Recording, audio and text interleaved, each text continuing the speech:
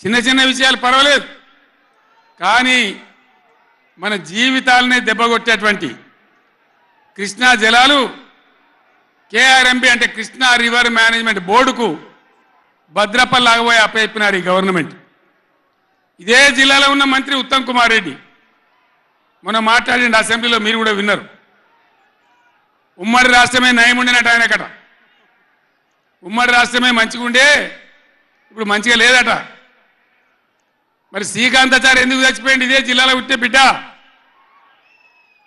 ఎందుకు చచ్చిపోయిన ఉద్యమకారులు? అంత పెద్ద ఉద్యమం ఎందుకు జరిగింది? లక్షల మంది కోట్ల మంది ఎందుకు పాల్గొన్నారు? ఇంత సోయి తప్పి మాట్లాడతారు మంత్రులు. గవర్నమెంట్ వస్తే ఏం చేయాలా? పోయిన భద్రపల్లెక సంతకం పెట్టిను, దాని మెమోరాండం దొరికింది. నీళ్ల మంత్రిగా పనిచేసిండు కాబట్టి వారికోస్ వెయిన్స్ వ్యాధికి కేవలం 30 నిమిషాల్లో చికిత్స. కాల్ చేయండి 9989527715. గర్జించి ఒక 4-5 రోజులు నాటకాలు ఆడిండు, అబద్ధాలు మాట్లాడిండు. నిలబెట్టి మన గట్టిగా అసెంబ్లీలో అడిగితే అసెంబ్లీ బడ్జెట్ జరుగుతుంది, మీరు చూసిండ్రు. బడ్జెట్ జరుగుతుంటే ఏమవుతుంది? బడ్జెట్ అతి ముఖ్యమైన విషయం. ఎప్పుడు కూడా చరిత్రలో దాన్ని పక్కకు పెట్టి వేరే అంశాలు తీసుకోరు.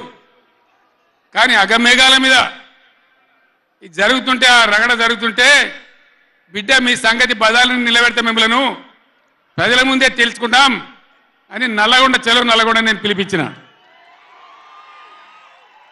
ఎందుకంటే నాకు చేతనైనా కాకపోయినా నా కట్టె కాలే వరకు తెలంగాణకు అన్యాయం జరిగితే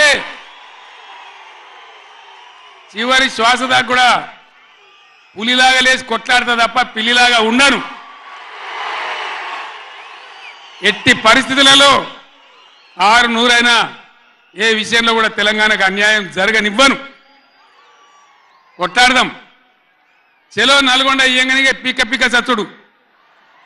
ఇజ్జత్ మానం పోతుంది రాబాయి. కేసీఆర్ బొబ్బ పెడితే ఏం చేస్తామంటే ఏం చేస్తామని చేతులు విసుకొని కాళ్ళు విసుకొని అర్జెంటుగా బడ్జెట్ పక్కకు పెట్టి శాసనసభలో తీర్మానం పెట్టింది.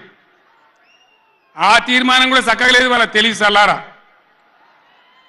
సాగునీళ్ళు తాగునీళ్ళు అని పెట్టిండ్రు, కరెంటు ఉత్పత్తి పెట్టలేదు మళ్ళీ దానిలో. ఆ తీర్మానంలో కూడా అంత తెలివి తక్కువ తీర్మానం.